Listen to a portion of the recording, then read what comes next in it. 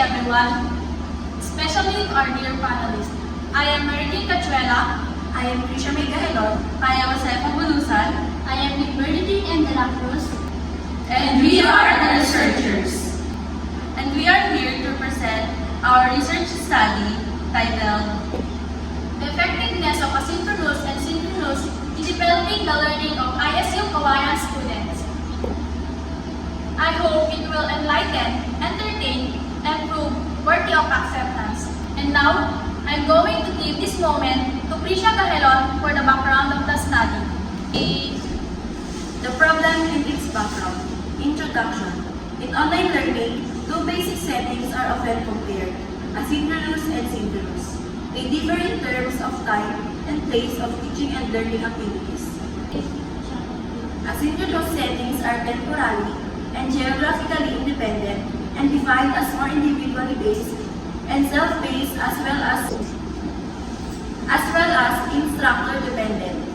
They acquire practical skills better when they are taught in a synchronous online setting, whereas for the degree of medium naturalness, face-to-face considered to be most natural form of communication. And now, I'm giving this moment to Kimberly De La Cruz for methodology. Methodology. This chapter will give an outline of research methods that will be followed in this study. It will provide information on the participants' methods, present the methodology of the study in terms of the effectiveness of asynchronous and synchronous in developing the learning ISU Cauayan campus. This chapter will describe the research design, participants of the study, research instrument, data gathering, procedure, and data analysis used in the study. Each aspect of the research. Participants of the study. The respondents of this study are the BSIT Section 2A and 2B BQI students of Isabela State University, Cauayan campus. The respondents are required to answer the questionnaires regarding the perception of the respondents about the effectiveness of asynchronous and synchronous in developing the learning of ISU Cauayan students. Data analysis. In order to gain the result, the researchers used online and printed out questionnaires to determine the responses of the people in terms of the effectiveness of asynchronous and synchronous in developing the learning of ISU Cauayan students and their perception about synchronous and asynchronous learning. The content of the gathered information will be critically analyzed by the researchers. The statistical tool is responses to the questionnaire by the Section 2A and 2B BPO students were statistically analyzed with the data requirements of the study to describe the information gathered in the study, frequency counts, and percentage use. Results and discussion. This chapter presents the finding obtained through the analysis of questionnaires to be analyzed and interpreted by the researchers. These are presented in tables following the sequence of the specific research about the effectiveness of asynchronous and synchronous in developing the learning of ISU Cauayan campus students.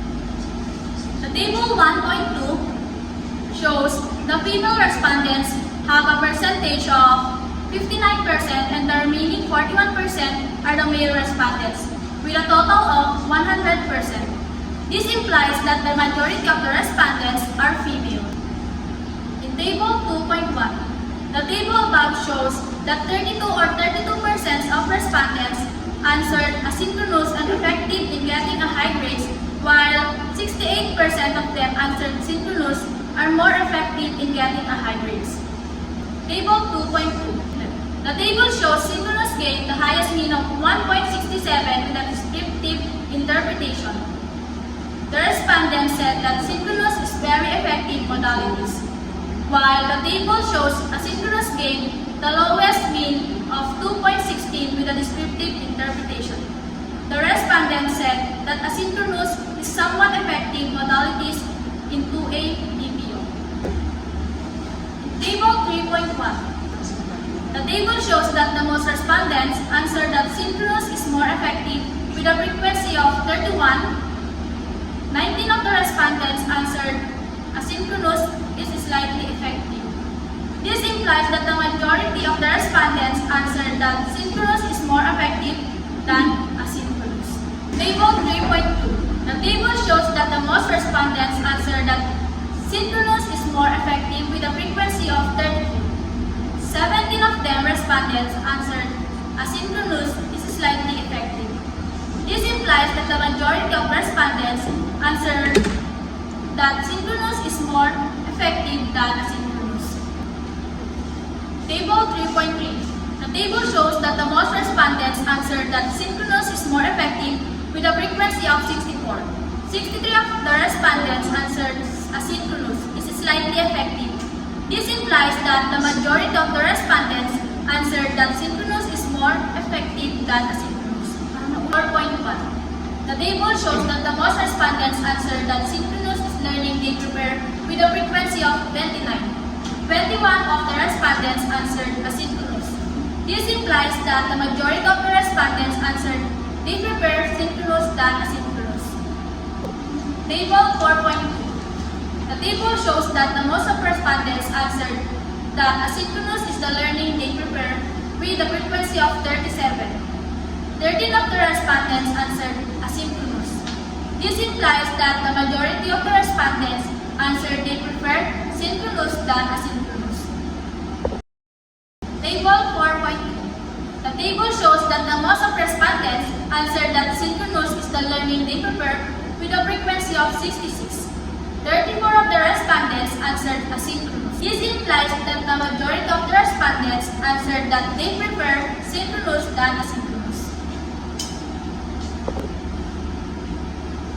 Table 5.1. The table shows that the most of respondents answered that they enjoy learning in synchronous with a frequency of 28. 22 of the respondents answered asynchronous. This implies that the majority of the respondents answered that they enjoy learning in synchronous than asynchronous. Table 5.2. The table shows that the most of respondents answered that they enjoy learning in synchronous with a frequency of 27. 23 of the respondents answered asynchronous. This implies that the majority of the respondents answered that they enjoy learning in synchronous than asynchronous. 5.3. The table shows that the most of respondents answered that they enjoy learning in synchronous with a frequency of 55. 45 of the respondents answered asynchronous. This implies that the majority of the respondents answered that they enjoy learning in synchronous than asynchronous. Table 6.1. The table shows that the most of respondents answered that they want to recommend in synchronous with a frequency of 29. 21 of the respondents answered asynchronous. This implies that the majority of the respondents answered that they want to recommend synchronous than asynchronous. Table 6.2. The table shows that the most of respondents answered that they want to recommend synchronous with a frequency of 37. 13 of the respondents answered asynchronous. This implies that the majority of the respondents answered that they want to recommend synchronous than asynchronous. Table 6.3. The table shows that the most of the respondents answered that they want to recommend synchronous with a frequency of 68. 32 of the respondents answered asynchronous. This implies that the majority of the respondents answered that they want to recommend synchronous than asynchronous.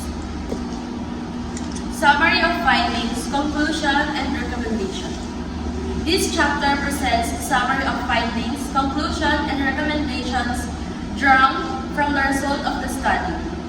This study was designed to know the effectiveness of asynchronous and synchronous in developing the learning of ISU Cauayan students. Also, it aims to know which of these two modalities is more effective in developing the learning of 2A BPO and 2B BPO students at Isabela State University, Cauayan. Summary of findings. The researchers chose 100 respondents for this study who are in Section 2A and 2B BPO students studying at Isabela State University, Cauayan. The questionnaire was created by the researchers from related research. After asking permission to the respondents to conduct the study, Copies were distributed to the 100 respondents through Facebook Messenger and physical through printed questionnaire. The result gathered shows that the most of the respondents find the synchronous is more effective than asynchronous. It also shows that the support coming from the school and teachers greatly helped the willingness of students to learn during the synchronous session. Conclusions. The purpose of this study was to compare the two communication methods, asynchronous and synchronous.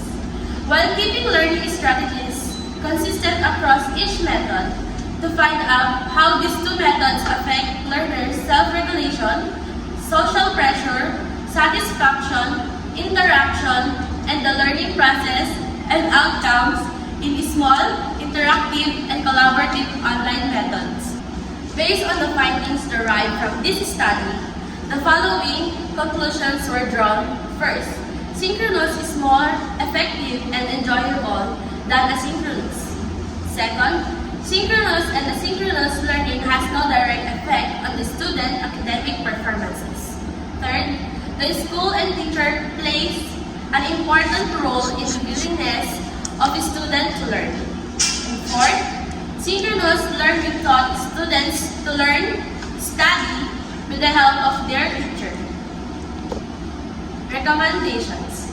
From the findings and conclusion of the study, the following recommendations are presented. For the students, you must understand that synchronous communication is more effective and enjoyable than asynchronous communication. The student must realize that the lessons without the teacher's explanations are useless. For parents, help them to focus more on their studies. Always check your child to see if he or she is okay with their teacher. Parents should support their child's mental health. They might struggle a lot with synchronous or synchronous learning. They might struggle a lot with asynchronous or synchronous learning. For the teachers, guide them to understand the lesson, implement online tools into their teaching, and develop teaching and learning arrangements with tools that serve a transparent purpose. For the future researchers, note that the results are shown that, although students seem to feel more strongly and to be more satisfied with the combination method, it is difficult to distinguish between the asynchronous and synchronous methods because each delivery method has characteristics that are both restricting and enabling. And this is our research study. Thank you and God bless.